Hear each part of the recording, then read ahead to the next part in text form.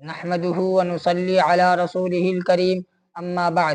میرے محترم سامعین کرام، آج میں آپ حضرات کے سامنے 1857 عیسوی سے لے کر جشن آزادی تک کے حالات و واقعات کو بیان کروں گا۔ دیکھیں، 1857 عیسوی میں شاملی کے میدان میں ہونے والی جنگ میں مسلمانوں کی ناکامی کے بعد پورے ہندوستان پر انگریزوں کا ناپاک قبضہ ہو گیا، لیکن ہمارے آباء و اجداد نے ہندوستان کی عظمت اور آزادی کو پامال کرنے والی اس گوری چمڑی والی قوم کو، اس سفید فام قوم کو اپنی رگوں کے خون کے آخری قطرے تک برداشت نہیں کیا۔ ہندوستان میں بسنے والی ہندوستانی قوم جو مختلف مذاہب اور مکتبہ فکری کی تہذیب و تمدن کے مختلف و متضاد عناصر کو لے کر وجود میں آئی تھی، اس کی عزت و حرمت بچانے کے لیے سب سے پہلے ہم نے خود اپنی ذات کو قربانی کے لیے پیش کیا۔ 1857 عیسوی کے بعد نصف صدی تک انگریزی سامراج کو شکست دینے کے لیے ہم تنے تنہا جنگ آزادی کے میدان میں زور آزمائی کرتے رہے، اور ہم نے اس راہ میں اپنا خون اتنا بہایا کہ پوری جنگ آزادی میں دوسری قوموں نے اتنا پسینہ بھی نہیں بہایا ہوگا۔ لال قلعہ کی فصیلوں سے 1858 عیسوی میں ہماری عظمت کا ہلالی پرچم اتار کر یونین جیک لہرایا گیا۔ ایک طرف انگریز ہماری عظمت و اقتدار کے قلعے پر اپنے اقتدار کا پرچم لہرا رہا تھا، دوسری طرف ہم جنگ آزادی کے میدان میں اس سے مقابلہ کے لیے صف بندی کر رہے تھے۔ ہم نے برطانوی سامراج کا مقابلہ کرنے کے لیے سب سے آگے بڑھ کر علم بغاوت کو بلند کیا۔ ہم نے برادران وطن کا انتظار نہیں کیا۔ جنگ آزادی کے میدان میں ہماری جگہ ہمیشہ صف اول میں رہی ہے، اس سے کوئی بھی انکار نہیں کر سکتا، اور تاریخ آزادی کی یہ بھی ایک ٹھوس حقیقت ہے کہ 1900 عیسوی تک جتنے مسلمان مجاہدین پھانسی کے پھندے پر لٹکائے گئے، یا کالے پانی کی کربناک زندگی گزاری، یا عمر قید کی سزا بھگتی، یا صفوں میں کھڑے کر کے گولی مار دی گئی، یا بغاوت کے جرم میں شوٹ کیا گیا، تحریک آزادی کے پورے دور میں دوسری قوم کی قربانیوں کی مجموعی تعداد بھی اس کے برابر نہیں ہو سکتی۔ 20ویں صدی کی ابتدا میں جب تقریر و تحریر کی وہ آزادی نہیں تھی جو بعد کے دور میں ہوئی، اس وقت سب سے پہلا احتجاجی جلسہ تقسیم بنگال کے خلاف کلکتہ میں جو منعقد ہوا، اس کے سارے مسلمان مقررین میں شاید ہی کوئی ایسا مسلمان مقرر بچا ہو جسے پولیس کی سختیاں اور قید و بند کی صعوبتیں نہ جھیلنی پڑی ہوں۔ سن 1915 عیسوی میں ریشمی رومال کی تحریک مسلمانوں کا ایک اور جرأت مندانہ اقدام تھا جو بغاوت کے فرد جرم تک جاتا ہے، مگر تحریک چلانے والے خوش قسمت مسلمان تھے کہ کئی سو کی تعداد میں پولیس کے عبرتناک مظالم سہے، اور رہنما قید و بند کی اذیت ناک زندگی گزار کر 4-5 سال بعد زندہ ہندوستان واپس آ گئے۔ اسی طرح 1919 عیسوی میں جلیانوالہ باغ امرتسر کے شہداء کی فہرست پر ہم نظر ڈالیں گے تو مسلمانوں کے ہر طبقے کے لوگوں کو بڑی تعداد میں خون شہادت سے سرخرو پائیں گے۔ اسی طرح 20ویں صدی کی دوسری اور تیسری دہائی میں کانگریس کی طرف سے ستیہ گرہ اور نان کو آپریشن کے جب پروگرام چلائے گئے تو اس سلسلے میں بھی آپ حضرات دیکھیں گے کہ مسلمان قوم ان سارے پروگراموں میں برابر کے ساتھی کی طرح سرگرم کار رہی اور برابر کے طرح شریک رہے، اور بہت سے پرجوش مسلمانوں نے تو گاندھی جی کی گرفتاری پر احتجاج کرتے ہوئے بغاوت تک کر دی اور پھانسی کے تختے پر چڑھا دیے گئے۔ 1855 عیسوی سے لے کر 14 اگست 1947 تک مسلمانوں نے تسلسل کے ساتھ اتنی قربانیاں دی ہیں کہ ان پر ہزاروں صفحات کی کتابیں لکھی جا سکتی ہیں۔ جب بھی کوئی مورخ دیانتداری کے ساتھ ہندوستان کی جنگ آزادی کی تاریخ کو مرتب کرے گا تو اس کے لیے یہ ذرہ برابر ممکن نہیں ہے کہ وہ مسلمانوں کی بے مثال قربانیوں کو نظر انداز کر سکے۔ اس لیے اے ہندوستان کی فرقہ پرست طاقتوں اور ہندوستان کی نام نہاد سیکولر پارٹیوں اور ہندوستان کے اندھ بھکت قوموں، اگر تم تاریخ سے ناآشنا ہو تو آؤ آج میں تمہیں تاریخ سے واقف کراتا ہوں۔ آخری مغل بادشاہ بہادر شاہ ظفر کو مجاہدین آزادی کی سربراہی کے جرم میں رنگوں کے قید خانہ میں بھیجا جا چکا تھا۔ لال قلعے سے مسلمانوں کے اقتدار کا پرچم اتار کر برطانوی یونین جیک لہرایا جا چکا تھا، اور اب انگریزوں کی فوج ان مسلمانوں کو گرفتار کرنے میں مسلسل مصروف تھی جن کے خون کی برطانوی اقتدار کی بنیاد کو ضرورت تھی، کیونکہ اس کے بغیر استحکام ناممکن تھا۔ انگریزوں نے چونکہ حکومت و اقتدار مسلمانوں کے ہاتھوں سے چھینا تھا، اس لیے قدرتی طور پر مسلمان ہی زیادہ مشتعل تھے۔ اسے مسلمان کی خوبی کہو یا اس قوم کا تم عیب کہو، لیکن جب یہ قوم مشتعل ہو جاتی ہے، جب اس قوم کی حمیت کو للکارا جاتا ہے یا اس قوم کی خودداری کو ٹھیس لگتی ہے، تو وہ پھر یہ نہیں دیکھتی کہ فریق مخالف کی طاقت کیا ہے، وہ نتائج سے بے پرواہ ہو کر اس سے ٹکرا جاتی ہے۔ 11 مئی 1857 عیسوی بھی در حقیقت جنگ آزادی کا ایک نقطۂ آغاز ہے، جب انگریزی فوج کے سپاہیوں نے حکومت کے خلاف بغاوت کی اور اپنے انگریز افسروں کو گولی مار کر دہلی پر قبضہ کرنے کے لیے چل پڑے، لیکن یہ تحریک کامیاب نہ ہو سکی۔ تحریک کی ناکامی کے بعد انگریزوں نے انتقامی کارروائیوں کا آغاز کیا اور اس کے نتیجے میں خصوصی طور پر مسلمانوں کو کچل دیا گیا۔ دہلی کا چاندنی چوک ہی نہیں بلکہ دہلی کے ہر شہر، ہر چوراہے پر سولیاں نصب کر دی گئی۔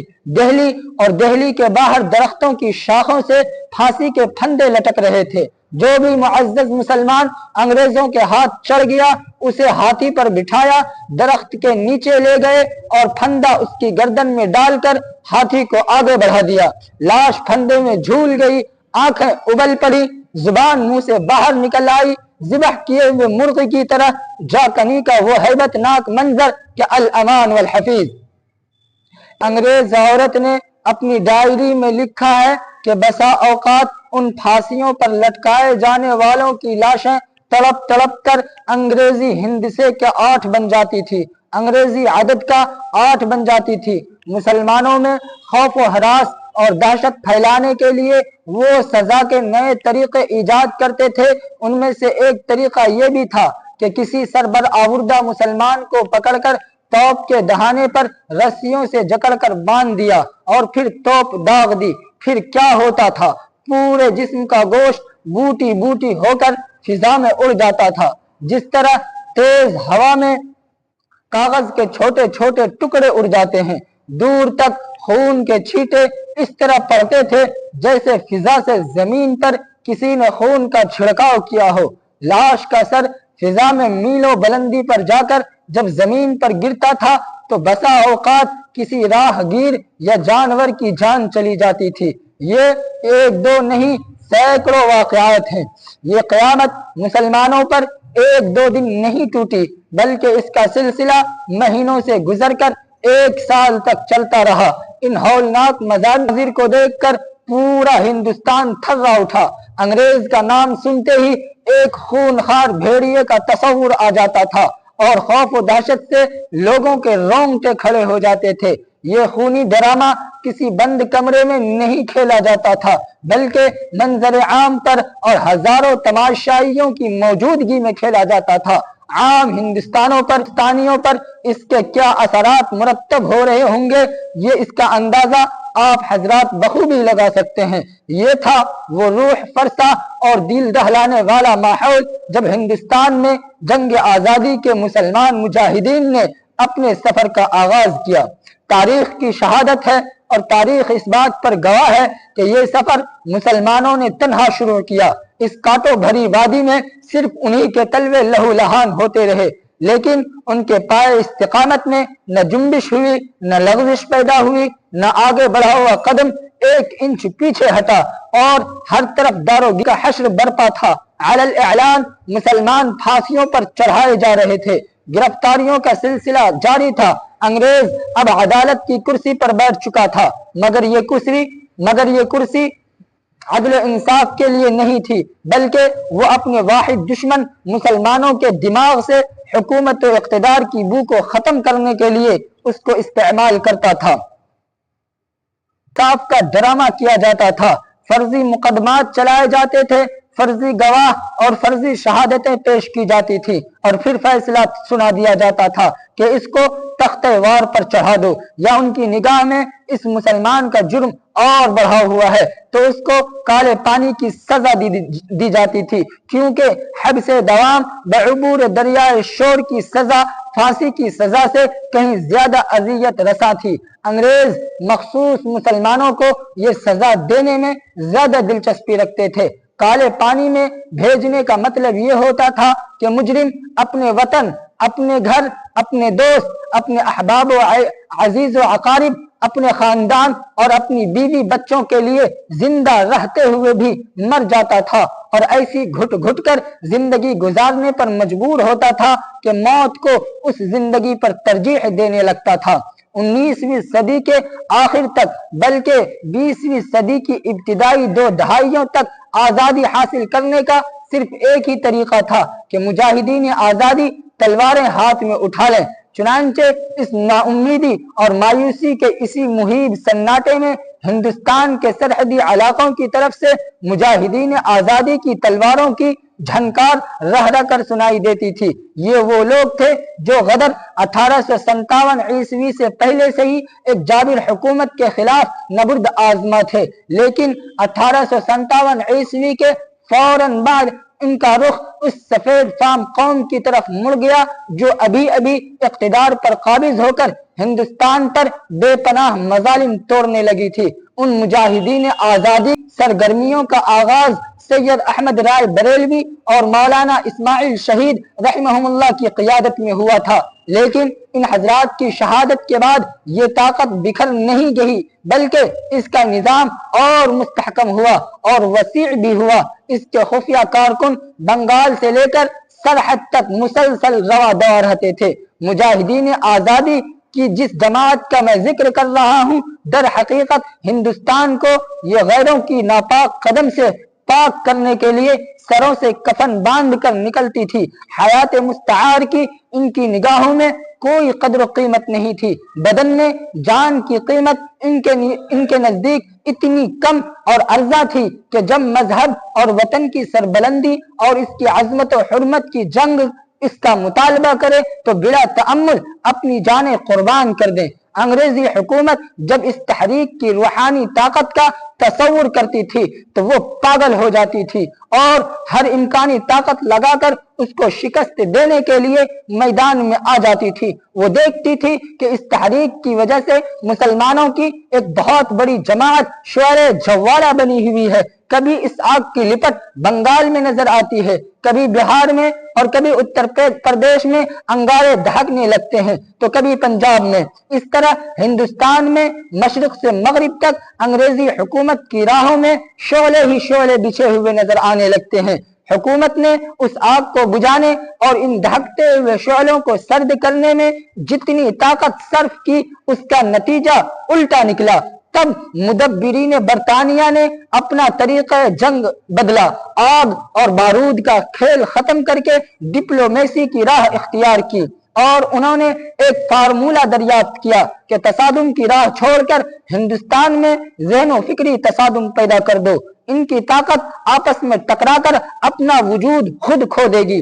پھر پوری سرگرمی سے اس پالیسی پر عمل کیا گیا، درجنوں کتابیں لکھی گئی، پروپیگنڈا کیا گیا کہ سرحد اور آزاد قبائل میں برطانوی اقتدار کے خلاف جنگ کرنے والے عبدالوہاب نجدی کے بقیت السیف ہیں۔ وہابیوں کی یہ ایک جماعت ہے جو ہندوستان میں وہابی تحریک چلا کر ہندوستان پر حکومت کرنے کا خواب دیکھتی ہے اور ہندوستانی مسلمانوں کو اس راہ پر لے جانا چاہتی ہے جس راہ پر عبدالوہاب نجدی نے حجاز کو لے جانا چاہا تھا، اور مکہ مکرمہ مدینہ منورہ میں تمام مقدس مزارات اور گنبد خضرا کو ڈھا کر اسلامی روایات کا خون کرنے کا ارادہ کیا تھا، اور عربوں نے وہابی تحریک کی اسلام دشمنی کے خلاف نبرد آزما ہو کر حجاز کی سرزمین میں دفن کر دیا۔ اب ہندوستان میں اسی وہابی تحریک کی نشأت ثانیہ کی جا رہی ہے۔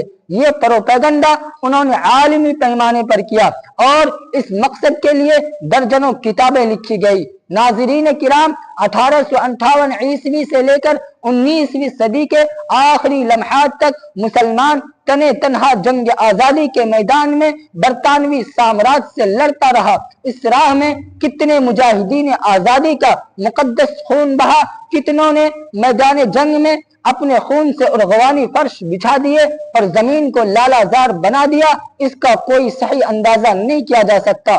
یہ وہ زمانہ تھا کہ اس راہ میں قدم رکھنے کا معنی اپنی جان و مال، آل و اولاد، وطن اور گھر بار سب داؤ پر لگا دیا گیا۔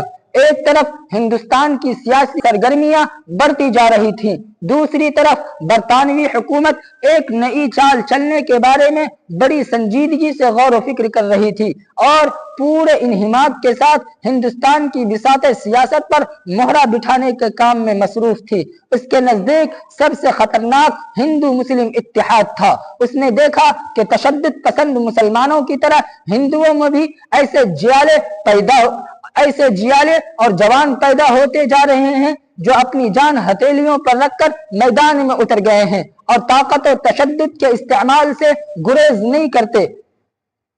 مسٹر اینڈ اور میں مرہٹوں کے ہاتھوں قتل، مظفر پور بہار میں جج پر قاتلانہ حملہ پرجوش مسلمانوں کے بجائے ہندوؤں نے کیا۔ اس لیے 1900 عیسوی میں انگریزوں نے ہندوؤں اور مسلمانوں کے درمیان خلیج پیدا کرنے کے لیے یکے بعد دیگرے کئی کارروائیاں کی۔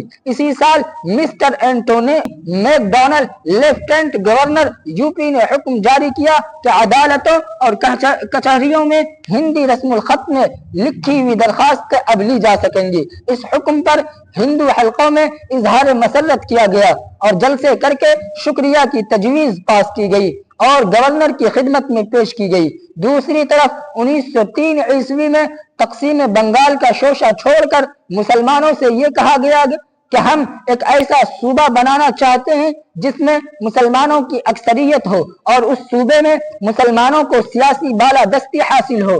ان دونوں واقعات نے دونوں طبقوں پر، ہندو اور مسلمانوں پر الگ الگ اثرات ڈالے اور ہر ایک کو دوسرے سے شکایت پیدا ہو گئی اور آہستہ آہستہ دونوں فرقوں میں دوری بڑھتی چلی گئی اور انگریزوں کا مقصد بھی یہی تھا۔ دونوں کے دلوں میں ایک دوسرے کے خلاف میل کچیل آ گیا۔ سامعین کرام، جنگ آزادی کے دور میں سب سے زیادہ خوریز اور کربناک واقعہ اور انگریزی حکومت کے بہیمانہ اور وحشیانہ درندگی کا ہولناک مظاہرہ جلیاں والا باغ امرتسر میں ہوا۔ اس سے پہلے 1913 عیسوی میں کانپور میں ایک سڑک کو سیدھی کرنے کے نام سے ایک مسجد کو کمال لاپرواہی سے شہید کرنے کے نتیجے میں جو مسلمانوں میں ہیجان پیدا ہوا تھا تو اسے گولیوں کی بے پناہ بوچھار سے فروغ کیا گیا تھا، لیکن جس درندگی و بربریت کا مظاہرہ جلیاں والا باغ میں ہوا اس کے مقابلے میں یہ سب واقعے ہلکے پھلکے ہیں۔ صورتحال یہ ہوئی کہ پنجاب کے کئی ضلعوں میں مارشل لگایا جا چکا تھا، پولیس کو چوکنا کر دیا گیا تھا۔ ستیاگرہ کمیٹی کے فیصلے کے مطابق علم درآمد کے نتیجے میں امرتسر میں مکمل ہڑتال ہوئی۔ انگریزوں کے نادر شاہی مزاج کے لیے یہ جرم کافی تھا۔ پنجاب کے دو مشہور و مقبول لیڈروں کو گرفتار کر کے جلا وطن کر دیا گیا، جن میں سے ایک ڈاکٹر ستیہ پال اور دوسرے ڈاکٹر سیف الدین کچولے تھے، جو کانگریس کے ممتاز اور بڑے لیڈروں میں شامل کی جاتے تھے۔ عوام کو جب پتا چلا کہ حکومت انتقام پر اتر آئی ہے تو ان میں بھی اشتعال پیدا ہوا اور لوگ گھروں سے نکل کر سڑکوں پر آ گئے تاکہ اپنے لیڈروں کی گرفتاری کے خلاف احتجاج کر سکیں۔ مجمع زیادہ تھا اور حکومت کے جابرانہ طرز عمل سے مشتعل بھی۔ مجمع نے ایک بینک پر حملہ کر دیا، عمارت کو آگ لگا دی اور نقصان پہنچایا اور حکومت کے خلاف نعرہ لگاتا ہوا واپس ہو گیا اور اعلان کیا گیا کہ شام کو 4:30 بجے جلیاں والا باغ میں جلسہ عام ہوگا تاکہ اپنے محبوب لیڈروں کی گرفتاری کے خلاف احتجاج کیا جائے۔ جب اس وقت کے جنرل ڈائر کو اپنے کیمپ میں یہ معلوم ہوا کہ 4:30 بجے شام کو جلیانوالہ باغ میں شہریوں کا ایک جلسہ ہو رہا ہے تو اپنی فوج کے ایک دستے کو لے کر موقع پر پہنچ گیا۔ فوج اپنے ساتھ مشین گن بھی لے گئی تھی، لیکن باغ کا راستہ تنگ تھا اور اتنی بھاری مشین اندر نہیں جا سکتی تھی، اس لیے مشین گن کو باغ کے دروازے پر کھڑا کر دیا اور فوج کو باغ کے چاروں طرف پھیلا کر حصار بندی کر لی اور عوام کے بھاگ کر جانے کے سارے راستے بند کر دیے۔ ہر طرف سے مجمع کی اس طرح ناکہ بندی کی گئی جیسے دشمن کی فوج کا محاصرہ کیا جاتا ہے۔ یہ ساری تیاریاں کرنے کے بعد ڈائر نے دیکھا کہ ایک شخص اسٹیج پر تقریر کر رہا ہے اور مجمع خاموشی سے سن رہا ہے۔ جنرل ڈائر کے حاکمانہ نہتے عوام کی یہ جرأت، نوخیز اور کمسن بچوں کی یہ مجال، کوئی خوف نہیں، کوئی ہراس نہیں۔ مسلح فوج سامنے کھڑی ہے، مشین گن انگلیوں کی ایک جنبش کا انتظار کر رہی ہے، بندوقیں آگ اگلنے کے لیے بے چین ہیں، لیکن ڈر کا کہیں گزر نہیں، دہشت اور مرعوبیت کا کہیں دور دور تک پتہ نہیں۔ چنگیز و ہلاکو خاں کی روح جنرل ڈائر کے ناپاک جسم میں سرایت کر گئی۔ نادر شاہی درندگی نے ایک جھرجھری لی اور بغیر کسی انتظار اور مجمع کو منتشر ہو جانے کا حکم دیے بغیر فوج کو وزن کا حکم دیا اور فائرنگ کا آرڈر بھی دے دیا۔ پھر کیا تھا؟ ایک محشر قتل تھا، میدان قیامت تھا، موت سراسیمہ بھاگی بھاگی پھرتی تھی، کس کی روح قبض کرے؟ کشتیوں کے پشتے لگ گئے، نہتا اور خالی ہاتھ مجمع ایک ایک فائر میں کئی لاشیں زمین پر تڑپنے لگتی۔ مجمع گولیوں کی بوچھار سے بھاگنے کے لیے راستوں کی طرف دوڑا کہ کسی طرح باغ سے نکل جائیں، مگر فوج راستہ روکے ہوئے کھڑی تھی۔ بھاگنے والوں کو وہیں بھون کر رکھ دیا جاتا تھا۔ بے کسی و بے چارگی میں کچھ لوگ زمینوں پر لیٹ گئے۔ فوجیوں نے ڈھونڈ کر لیٹنے والوں کو نشانہ بنایا۔ نوجوانوں کی لاشیں تڑپ کر ٹھنڈی ہوتی چلی گئیں، بوڑھے تو کراہ بھی نہ سکے اور دم توڑ گئے۔ پھولوں جیسے معصوم اور کمسن بچوں نے جو تماشائیوں کے ہجوم میں شامل تھے، خون اگل کر جان دے دی۔ 1 2 3 4 5 فائر پر مسلسل گولیاں برستی رہیں، لاشوں پر لاشیں گرتی رہیں اور جنرل ڈائر باغ کے ایک گوشے میں کھڑا مسکراتا رہا۔ فوج نے کہا گولیاں ختم ہو گئی، ڈائر نے کہا کھیل بھی ختم ہو گیا، واپس چلیں۔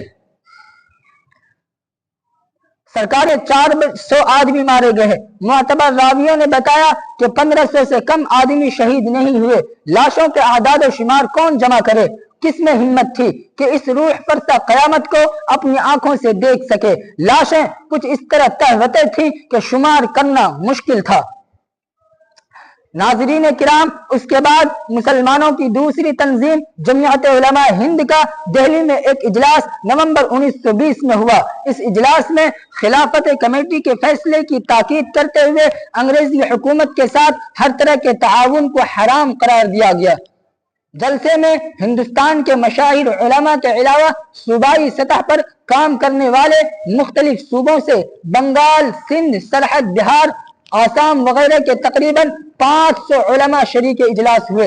اس اجلاس نے فیصلہ کیا کہ اس تجویز کو فتوے کی شکل میں مرتب کر کے شائع کر دیا جائے۔ فتویٰ مرتب کیا گیا اور اس پر 474 علماء کے دستخط ہوئے اور طبع کرا کے ملک میں عام کر دیا گیا اور ہندوستان کے ہر خطے میں بھیج دیا گیا۔ اس فتوے میں ترک موالات و تعاون کی وضاحت بھی کی گئی تھی کہ انگریزی حکومت کی مدد کرنا اور قاتل مسلم کی ملازمت کرنا، ملازم رہنا، ملازم کرانا، فوج میں بھرتی ہونا، بھرتی کرانا، یہ سب کے سب حرام ہیں۔ 8 اگست 1921 کو یہ فتویٰ اور اس کا خلاصہ جو شائع کیا گیا تھا، دونوں کو گورنمنٹ نے خلاف قانون کہہ کر ضبط کر لیا اور وسط ستمبر 1921 عیسوی میں جمعیت علماء ہند کے رہنماؤں کو ملک کے مختلف مقامات سے گرفتار کر کے ان پر مقدمہ چلایا گیا۔ 2 سال کی قید بامشقت سزا ہوئی۔ سزا کا فیصلہ سنانے والے سیشن جج نے اپنے فیصلے میں جو ریمارکس دیے ہیں ان سے جمعیت علماء کے بارے میں حکومت کے نقطہ نگاہ کا پتہ چلتا ہے۔